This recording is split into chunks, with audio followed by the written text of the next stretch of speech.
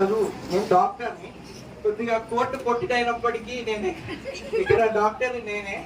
కాబట్టి క్రిస్మస్ సందర్భంగా జీవం గల దేవుని ప్రార్థనా మందిరం వారు రఫా ఆధ్యాత్మిక వైద్య శిబిరాన్ని నిర్వహిస్తున్నారు. అందులో నేనే డాక్టర్ గా చేస్తున్నాను. కోర్టును చూసి మీరు నమ్మాలి ప్రస్తుతానికి. ఇప్పుడు అంతా సెట్ అయిపోయింది, కానీ నాకు ఒక కాంపౌండర్ కావాలండి. కాంపౌండర్ ఒక్కడే తగ్గాడు. మీకెవరన్నా తెలిస్తే చెప్పండి అన్న. మీకెవరన్నా తెలిస్తే, కాంపౌండర్ ఎవరన్నా తెలిస్తే చెప్పండి. అంటే మీరు కూడా మీకెవరన్నా తెలిస్తే, కాంపౌండర్ ఎవరన్నా ఉంటే చెప్పండి, నేను చేర్చుకుంటాను.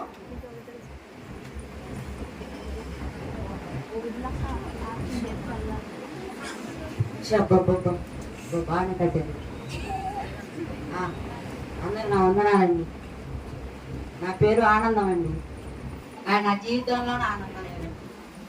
ఇప్పుడు నా స్టోరీ వినాలంటే మీరు అందరూ నిద్రపోకుండా ఓపెన్ చేసుకుని విన్నారు. ఆయన పెట్టారుగా అందరూ చిన్నప్పుడు మా అమ్మ నన్ను డాక్టర్ పెద్ద చిన్నప్పుడు చదివించి డాక్టర్ చేద్దామని, కానీ నేను మాత్రం చిన్నప్పుడు కంపెనీకి ఫౌండర్ అవుదాం. అటు డాక్టర్ అవుతా, ఇటు ఫౌండర్ అవుతుంది, మధ్యలో కాంపౌండర్ అయింది. అసలు కాంపౌండర్ ఒకరోజు డాక్టర్ చేసి ఆనందం ఇలా పేషెంట్ వచ్చాడు, గుండెలో ప్రాబ్లం ఉందంటే హాస్పిటల్ రెడీ చేయాలి. వెళ్ళి చూసేపాటికి హాస్పిటల్ మంచంలో కుంకుమ పెట్టానండి. గుండె కోసానండి. అదేదో విచిత్రంగా అక్కడ గుండె లేదండి. గుండె లేకపోతే అసలు మీరు చెప్పండి, గుండె లేకపోతే మా తప్పండి. నేనేమో కుడి పక్కకు పోయి ఎడం పక్కకు కోసానండి. అది ఎడం పక్కన పోయి కుడి పక్కన కోసానండి. కానీ అక్కడ గుండె చెప్పండి. డాక్టర్ వచ్చాడండి. డాక్టర్ వచ్చి ఏమైనా ఆనందం అన్నాడండి. సార్ గుండె లేదండి ఆడ అన్నాడు. ఎందుకు ఆనందం గుండె లేదండి చూడండి అంటే అక్కడ దాన్ని కనిపెట్టి గెట్ అవుట్ అన్నాడండి. ఆ గెట్ అవుట్ అంటే వచ్చి పడ్డాడు. ఇప్పుడు నాకు అర్జెంట్గా జాబ్ కావాలండి. వీళ్ళు ఎవరైనా జాబ్ చేస్తే కొంచెం చెప్పండి. కొంచెం చెప్పండి. జీవము కదా ఇంకా వైద్య శిబిరం. వైద్యం ఉందంటే ఏదో జాబ్ ఉంది. ఏమయ్యా మీ సారేనయ్యా? ఏం మాట్లాడుతున్నావయ్యా? కోర్టు చూసైనా గుర్తుపట్టలేదు. అక్కడ వాళ్ళు గుర్తుపట్టరు, ఇక్కడ మీరు గుర్తుపట్టరు. కోర్టు వేసుకుని నేనే డాక్టర్ ఇక్కడ. సార్ సారీ సార్ జాబ్ కావాలి. ఇంతకు ముందు ఏం చేసావయ్యా నువ్వు? హాస్పిటల్లో పనిచేసింది. హాస్పిటల్లోనే చేసావు? ఏం చేసావు? ఏం పని? ఈ హాస్పిటల్లో పోయేమంటే కూసేసేవాడిని. సరే, ఇప్పుడు అవన్నీ చేయక్కర్లేదు, కానీ బయట ఒక్కొక్కరు పేషెంట్స్ ఉంటారు. నేను రమ్మన్నప్పుడు వాళ్ళని పంపించు.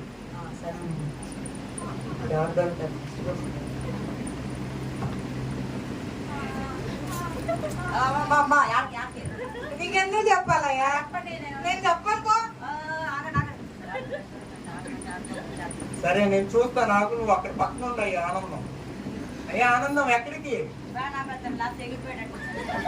ఏం మాట్లాడుతున్నావు అయ్యా? నువ్వు ఆగు, నేను చూస్తా. నాకు ఏంటమ్మా, ఏంటి మీ ప్రాబ్లం ఏంటి? అంటే బాగా కళ్ళు తిరుగుతున్నాయి డాక్టర్ గారు. కళ్ళు తిరుగుతున్నాయా? అవును డాక్టర్ గారు. ఎందుకు తిరుగుతున్నాయమ్మా కళ్ళు? అంటే 2 సంవత్సరాల నుండి తినడం మానేశానండి. తినడం మానేసావా?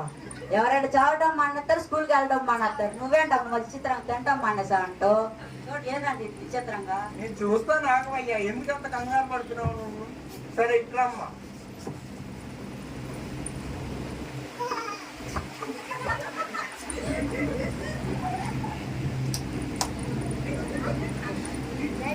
సరే, నేను కొన్ని టాబ్లెట్లు ఇస్తాను, అలాగే ఒక బైబుల్ కూడా ఇస్తాను మీకు. మీరు చదవండి. రోజుకి 2 అధ్యాయాలు చదివి కొనుక్కుండే ముందులా టాబ్లెట్ వేసుకొని కొనుక్కోండి. మీకు తగ్గిపోయింది వెళ్ళండి. అలాగే డాక్టర్ గారు. ఏంటండి అసలు ప్రాబ్లం? ఏమా, ఆమెకున్న పనుల్లో పడిపోయి ఆమె తింటాం కానీ అదేం చేయట్లేదు.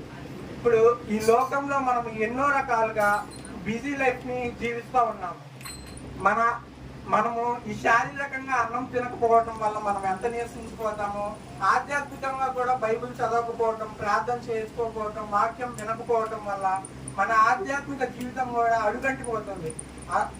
కనుక అందరూ, ప్రతి ఒక్కరూ రోజుకి 2 అధ్యాయాలు బైబిల్ చదివి దేవుని వాక్యాన్ని వింటూ ఉంటే మన ఆధ్యాత్మిక జీవితం, మన శారీరక జీవితం 2 బలంగా ఉంటాయి.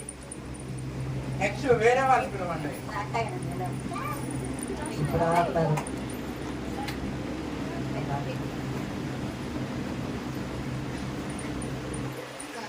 ఏ గుణంకాయలు ఆడికి ఏం కాస్తున్నారు?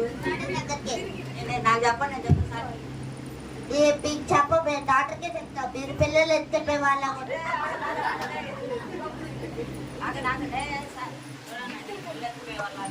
మీరేం చెప్పండి. నిజమే కదా ఈ ఆనందం. ఏంటయ్యా మీ ప్రాబ్లం ఏంటి? మా చెల్లండి ఎప్పుడు చూసినా ఫోను ఫోను ఫోను.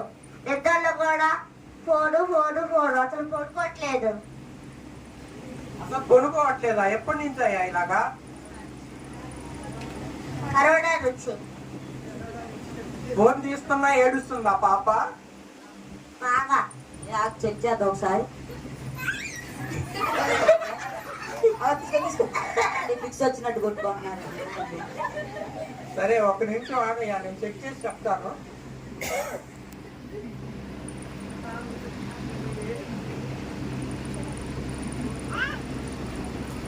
ఏమయ్యా ఆనందం, ఈ పాపకు ఆపరేషన్ చేయాలి, అనస్థీషియా ఇవ్వు, నేను ఇప్పుడే వస్తాను.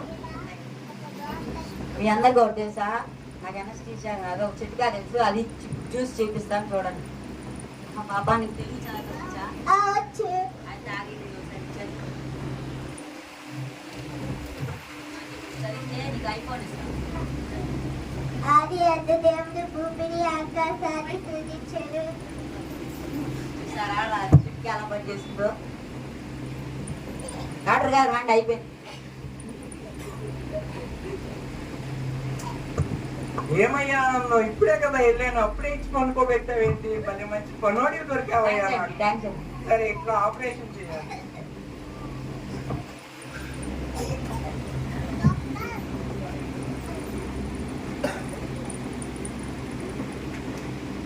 డాక్టర్ గారు ఏంటండి ఇది? చెప్తానా? చెప్పండి.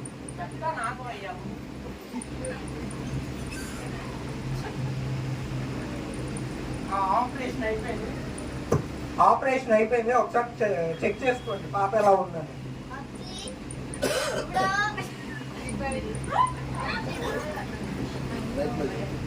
పబ్జి పబ్జి లూడో లూడో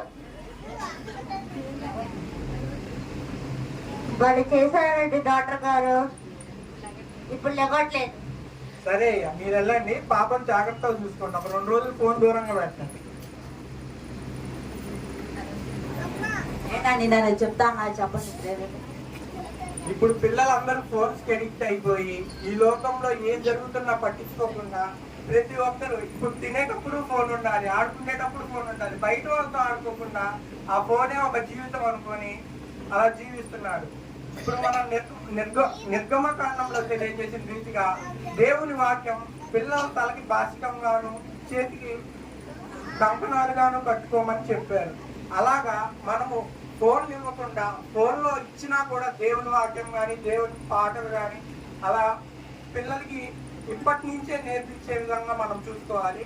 పిల్లలు కూడా తినేటప్పుడు కానీ ఏదన్నా ఎవరితో ఆడుకోవాలనిపించినా కానీ బయట వాళ్ళతో, మన ఫ్రెండ్స్ ఉంటారు వాళ్ళతో కూడా ఆడుకోండి. ఫోన్లు ఎక్కువగా వాడొద్దు. సరే, ఇంకెవరన్నా పిలవయ్యా? సరేనండి.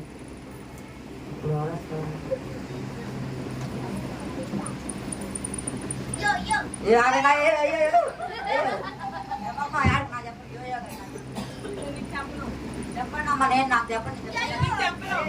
కొడుతుంది బాబు, డాక్టర్ గారు కొడుతుంది. నిన్నే కాదయ్యా, నన్ను కూడా కొడుతున్నాను, నేను చూస్తాను. ఏంటమ్మా మీ ప్రాబ్లం ఏంటి? మీరు కూడా ఫోన్ ఇచ్చేసారా? సరే, మీరు బయటికి వెళ్ళండి, నేను ఒకసారి చెక్ చేసి చెప్తాను.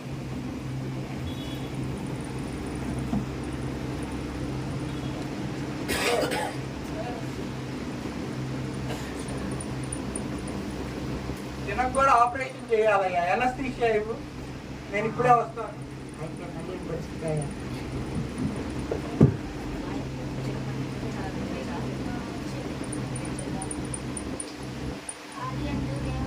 మీ ఆకాశాన్ని సృజించెను. డాక్టర్ గారు రండి, అయిపోయింది. అబ్బా, ఎంత మంచి పనోడి దొరికావయ్యా. బయట ఎవరైనా ఎంత చదువుకున్నా కానీ ఎనస్థీషియా ఇవ్వాలంటే కేవలం 10 నిమిషాలు పట్టింది. నువ్వేంటో చిటికలో ఇచ్చేస్తున్నావు. మంచి పనవాడి. థ్యాంక్స్ అండి.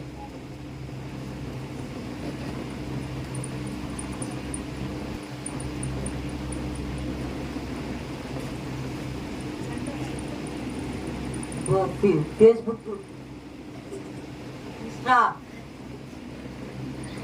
యూట్యూబ్, షేర్ సార్ ఏంటండి ఇది? ఆగమయ్యా, నేను చెప్తాను. ఆగు.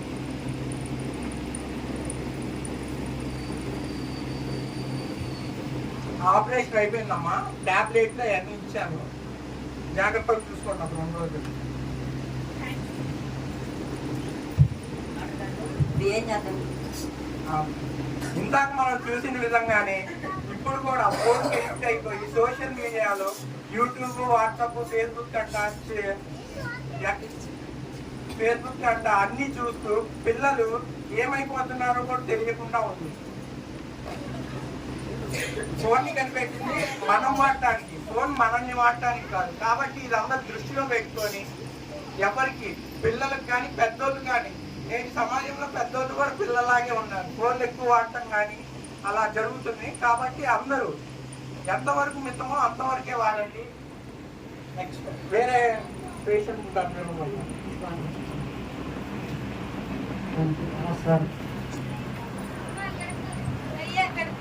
ఆగండి, ఏమైంది?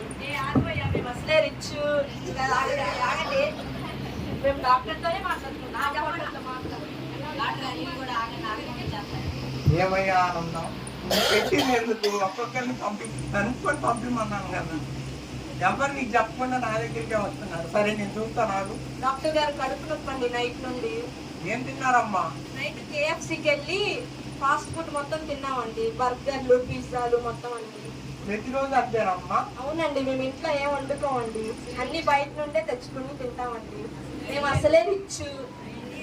అవును, రిచ్ మేము. పిజ్జాలు, బర్గర్లు అంట. పిల్లలు మరి అయిపోయి కడుపులు నాకు తలగా వచ్చిందా?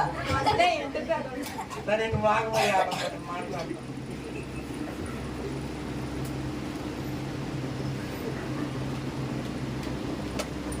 నేను కూడా సర్జరీ చేయాలి. ఎనస్థీషియా ఇందాక నుంచి చిటికలో ఇచ్చేస్తున్నావు కదా. ఇప్పుడు నేను ఉంటాను. నా ముందు నువ్వు ఎలా ఇస్తున్నావు నేను చూస్తాను. ఇంకొక మాట చెప్తా, కొట్టినట్టు ఒక మాట వస్తుంది. సరే కొట్టాలి చెప్పు. తిట్టినట్టు ఒక మాట వస్తుంది. తిట్టలే చెప్పవయ్యా. నాకు anesthesia ఉంది. అదేంటయ్యా ఇందాక ఇద్దరికి ఇచ్చావు కదా. అది ఓర్నండి. ఇంతకుముందు ఒక చర్చిలో విన్నానండి, బైబుల్ చదివితే నిద్ర వచ్చిందంటే అది వాడండి. సరే ఇంతకు ముందు దాకంటే ఓకే. ఇప్పుడు నేను ఎలా ఇస్తానో చూసి నేర్చుకో. ఇక నుంచి ఇలా చేయొచ్చు. మంచి డాక్టర్ దొరికి జాపో.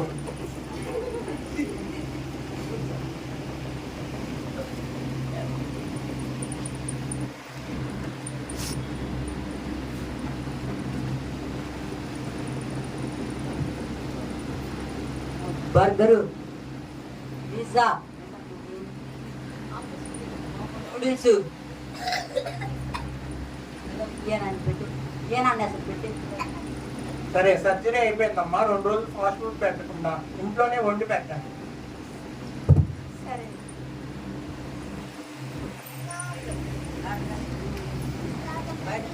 తిన్నారండి, ఏం చేద్దాం? నేటి సమాజంలో ఇది కూడా ఒక పెద్ద సమస్య. దేవుడు మనకి ఈ భూమిని మంచిగా పరిశుభ్రంగా పవిత్రంగా ఇచ్చాడు. మనమేమో ఈ కెమికల్స్, పొల్యూషన్స్ అవన్నీ క్రియేట్ చేసుకొని మనంతటా మనమే మొత్తం ఫుడ్, తినే ఫుడ్ మొత్తం కలుషితం అయిపోతుంది. కాబట్టి పిల్లలందరికీ, పెద్దోళ్ళు కూడా పిల్లలందరికీ మ్యాక్సిమం ఇంట్లో వండి పెట్టే ఫుడ్డే ప్రిఫర్ చేయండి. బయట ఫుడ్ ఎవరు తీసుకోవద్దు. ఒకవేళ తీసుకున్నా కానీ ఇలాంటి సమస్యలు వస్తూ ఉంటాయి. కాబట్టి ఈ చిన్న స్కిట్ ద్వారా నేను చెప్పదలుచుకుంది ఏంటంటే, చిన్నపిల్లల్ని చిన్నప్పటి నుంచే దేవుని వాక్యంలో, దేవుని సంఘంలో బలపడే రీతిగా పెంచాలి. ఇంకోటి, మీ చుట్టుపక్కల పిల్లలు ఎవరైనా సండే స్కూల్ పంపించాలి అనుకుంటే, మా సంఘంలో ప్రతి ఆదివారం సాయంత్రం 4 గంటలకు సండే స్కూల్ జరుగుతుంది.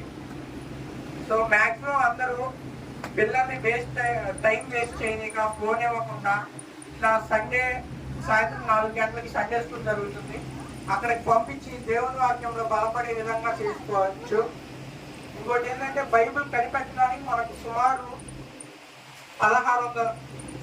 కనిపెట్టడానికి కాదు, ప్రింట్ చేయడానికి 1600 సంవత్సరాలు పట్టింది. దాన్ని దాదాపు 77 మంది రచించారు. కాబట్టి మనకున్న ఆయుధం అదొక్కటే. ఆత్మీయంగా బలపడటానికి కానీ ఎలాగైనా కానీ మనం లోకంలో ఎలా జీవించాలి, ఎలా జీవించకూడదు అనే దానికి కూడా బైబిల్ ఒక్కటే ఆధారం. ఇప్పుడు మనకి 200-300 వస్తుంది.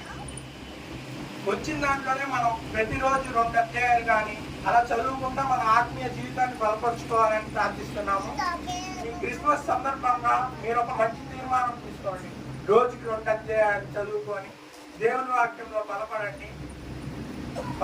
ఈ చిన్న ప్రయత్నం ఇది మీకు తెలియజేయడానికి జీవం గల దేవుని సంఘం ద్వారా మీకు ఇది తెలియజెప్పాలనే ఒక ఆశతో మేము స్కిప్ చేశాము. కాబట్టి అందరూ ఒక మంచి తీర్మానం తీసుకోవాలని కోరుకుంటున్నాం.